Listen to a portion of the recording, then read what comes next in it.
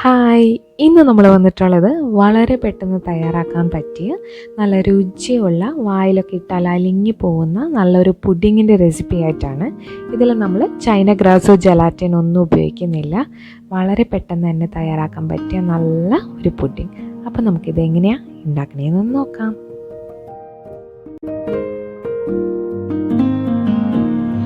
അപ്പോൾ ആദ്യം തന്നെ നമുക്ക് പഞ്ചസാര ഒന്ന് കാരമലൈസ് ചെയ്തെടുക്കണം. അതിന് വേണ്ടിയിട്ട് ഒരു കടായിലേക്ക് ഞാനിവിടെ ഒരു 1/4 കപ്പോളം പഞ്ചസാര ചേർത്ത് കൊടുത്തിട്ടുണ്ട്.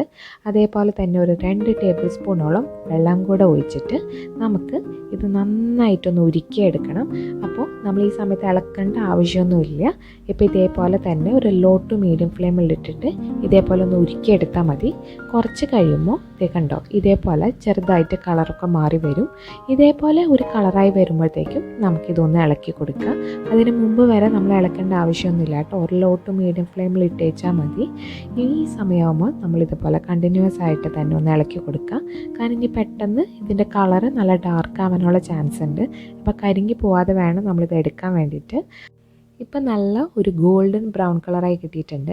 ഈ ഒരു കളറായാൽ മതി കേട്ടോ. ഇനി കൂടുതൽ നമ്മൾ ഡാർക്ക് ആക്കേണ്ട ആവശ്യമില്ല. ഈ ഒരു സമയമാകുമ്പോൾ നമുക്കിതിലേക്ക് പാൽ ഒഴിച്ച് കൊടുക്കാം. അപ്പോൾ ഇവിടെ നമ്മൾ 1 കപ്പോളം പാലാണ് നമ്മൾ ആദ്യം തന്നെ ഇവിടെ ഒഴിച്ചു കൊടുക്കാൻ പോകും. അപ്പോൾ പാൽ ഒഴിച്ച ഉടനെ തന്നെ നമ്മൾ കാരമലൈസ് ചെയ്തിട്ടുള്ള ആ ഷുഗർ നല്ല കട്ടയായിട്ട് ഇതേപോലെ ക്രിസ്റ്റലൈസ് ആയിരിക്കും. അത് കണ്ടിട്ട് പേടിക്കൊന്നും വേണ്ട കേട്ടോ, അതങ്ങനെ ആയിരിക്കും. അപ്പോൾ ഇനി നമ്മളൊരു ലോ ഫ്ലെയിമിലിട്ടിട്ട് വേണം ഇതൊന്ന് കുക്ക് ചെയ്തെടുക്കാൻ വേണ്ടിയിട്ട്. അപ്പോൾ ഈ പാല് തിളയ്ക്കുന്നതിൻ്റെ ഒപ്പം തന്നെ നമ്മുടെ ഈ കാരമലൈസ്ഡ് ഷുഗറൊക്കെ നന്നായിട്ട് അലിഞ്ഞ് ഈ പാലിലേക്ക് ചേർന്ന് കിട്ടും. അതുവരെ നമുക്കിതൊന്ന് ലോ ഫ്ലെയിമിലിട്ടിട്ട് ഒന്ന് പതുക്കെ ഇളക്കി കൊടുത്തുകൊണ്ടിരുന്നാൽ മതി. ഇപ്പോൾ ഒരു വിധമൊക്കെ നമ്മുടെ കണ്ടോ കംപ്ലീറ്റ് ആയിട്ട് അലിഞ്ഞ് കിട്ടിയിട്ടുണ്ട്. ഈ സമയമാകുമ്പോൾ നമുക്ക് വേറെ 1 കപ്പും കൂടെ പാൽ നമുക്ക് ഒഴിച്ചു കൊടുക്കാം. ഇനി നമുക്കിതിലേക്ക് ഒരു 3 ടേബിൾ സ്പൂണോളം കോൺഫ്ലവർ ഒരു 1/4 കപ്പ് വെള്ളത്തിൽ കലക്കിയെടുത്തതാണ് കേട്ടോ ഇത്. അതും കൂടെ നമുക്കിതിലേക്ക് ചേർത്ത് കൊടുക്കാം. എന്നിട്ട് നമുക്കൊരു ലോ ടു മീഡിയം ഫ്ലെയിമിലിട്ടിട്ട് ഇത് കണ്ടിന്യൂസ് ആയിട്ട് ഇളക്കി ഇതൊന്ന് കുറുക്കിയെടുക്കണം. ഇനി നമുക്കിതിലേക്ക് 1 ടീസ്പൂണോളം നെയ്യ് ചേർത്ത് കൊടുക്കാം. നെയ്യുടെ പകരമായിട്ട് നമുക്ക് ബട്ടർ വേണമെങ്കിലും ചേർത്ത് കൊടുക്കാം കേട്ടോ. എന്നിട്ട് നന്നായിട്ടൊന്ന് ഇളക്കി യോജിപ്പിക്കുക.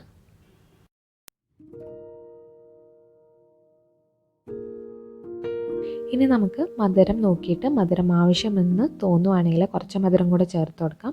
ഇവിടെ നമ്മൾ നോക്കിയപ്പോൾ മധുരം കുറച്ചും കൂടെ കുറവാണ്. നമ്മൾ ഓൾറെഡി നേരത്തെ 1/4 കപ്പോളം പഞ്ചസാര ചേർത്തിട്ടുണ്ടായിരുന്നു. ഇനി ഇതിൻ്റെ കൂടെ തന്നെ നമ്മളിവിടെ ഒരു 2 ടേബിൾ സ്പൂണോളം പഞ്ചസാരയും കൂടെ ചേർത്ത് കൊടുക്കുന്നുണ്ട്. അപ്പോൾ നമ്മുടെ മധുരം അനുസരിച്ച് നമുക്ക് ചേർത്ത് കൊടുക്കാം. അപ്പോൾ ടേസ്റ്റ് ചെയ്ത് നോക്കുമ്പോൾ മധുരം ഒന്ന് മുന്നിട്ട് വെക്കണം. എന്നാലാണ് നമ്മൾ തണുത്ത് കഴിഞ്ഞിട്ടുണ്ടെങ്കിൽ നല്ല പെർഫെക്റ്റ് മധുരമായിട്ട് കിട്ടുള്ളൂ കേട്ടോ. എന്നിട്ട് നമുക്ക് കണ്ടിന്യൂസ് ആയിട്ട് ഇളക്കി കൊടുത്തുകൊണ്ടേയിരിക്കും. ഇപ്പം നമ്മുടെ പാലൊക്കെ നന്നായിട്ട് കുറുകി വരുന്നുണ്ട്. അപ്പോൾ അടിയിൽ പിടിക്കാതെ കണ്ടിന്യൂസ് ആയിട്ട് തന്നെ ഇളക്കി കൊടുക്കുക. ഇപ്പോൾ അത്യാവശ്യം നല്ല പോലെ കുറുകിയിട്ടുണ്ട് കണ്ടോ. ഈ ഒരു പരിവായിട്ടുണ്ടെങ്കിൽ നമുക്ക് ഫ്ലെയിം ഓഫ് ചെയ്ത് കൊടുക്കാം. ഇനി അടുത്തതായിട്ട് ഒരു ഫ്ലേവറിന് വേണ്ടിയിട്ട് നമുക്കിതിലേക്ക് കുറച്ച് വാനില എസൻസ് ചേർത്ത് കൊടുക്കാം. അതായത് ഇവിടെ നമ്മൾ ഒരു 1/2 ടീസ്പൂണോളം വാനില എസൻസ് ആണ് ചേർത്ത് കൊടുക്കുന്നത്. ഇതിന് പകരമായിട്ട് നമുക്ക് വേണമെങ്കിൽ ഏലക്ക പൊടിച്ചതാണെങ്കിലും ചേർത്ത് കൊടുത്താൽ മതി കേട്ടോ. എന്നിട്ട് എല്ലാം കൂടെ നന്നായിട്ട് ഒന്ന് ഇളക്കി യോജിപ്പിക്കുക. അങ്ങനെ നമ്മളുടെ ഈ പുഡിങ്ങിൻ്റെ ഈ മിശ്രിതം ഇവിടെ റെഡി ആയിട്ടുണ്ട്. ഇനി നമുക്ക് ഇതൊരു സെർവിങ് ബൗളിലേക്ക് മാറ്റാം. അതിന് വേണ്ടിയിട്ട് നെയ്യോ ബട്ടറോ പൊട്ടിയൊരു പാത്രത്തിലേക്ക് നമുക്കിതൊന്ന് ഒഴിച്ചു കൊടുക്കാം കേട്ടോ. എന്നിട്ട് നമുക്ക് നന്നായിട്ട് ഇതേപോലെ ഒന്ന് ടാപ്പ് ചെയ്ത് കൊടുക്കാം. എന്നിട്ട് ഇതിൻ്റെ ചൂടാറിയതിന് ശേഷം നമുക്കത് ഫ്രിഡ്ജിൽ വെച്ചിട്ട് നന്നായിട്ടൊന്ന് തണുപ്പിച്ചെടുക്കാം. ഒരു 2-3 മണിക്കൂർ ഫ്രിഡ്ജിൽ വെച്ച് തണുപ്പിച്ചെടുത്താൽ മതി. ഇപ്പം നല്ല പോലെ തണുപ്പിച്ചെടുത്തിട്ടുണ്ട്. അതേപോലെ തന്നെ നല്ല പോലെ സെറ്റായി കിട്ടിയിട്ടുണ്ട്. കാണുമ്പോൾ തന്നെ നമുക്ക് മനസ്സിലാവും. ഇനി നമുക്കിതൊന്ന് ഒരു പ്ലേറ്റിലേക്ക് ഒന്ന് മറിച്ചിട്ട് കൊടുക്കുക. വളരെ പെട്ടെന്ന് തന്നെ പ്ലേറ്റിൽ നിന്ന് വിട്ടുപോരും കേട്ടോ. അങ്ങനെ നമ്മുടെ അടിപൊളി പുഡിങ് ഇവിടെ റെഡി ആയിട്ടുണ്ട്. നല്ല സോഫ്റ്റ് ആയിട്ടുള്ളൊരു പുഡിങ് ആക്കി കേട്ടോ. ഇനി നമുക്ക് ഇതിൻ്റെ മുകളിലായിട്ട് കുറച്ച് മിൽക്ക് ചോക്ലേറ്റ്, നമ്മളിവിടെ ഡയറി മിൽക്കാണ് ഉപയോഗിച്ചിട്ടുള്ളത്, അതൊന്ന് ഗ്രേറ്റ് ചെയ്തിട്ട് നമുക്കിതിന് മുകളിലേക്ക് ഒന്ന് ഇട്ട് കൊടുക്കാം. നല്ലൊരു ഭംഗിയുമാണ്, അതേപോലെ തന്നെ നല്ല ടേസ്റ്റിയുമാണ്.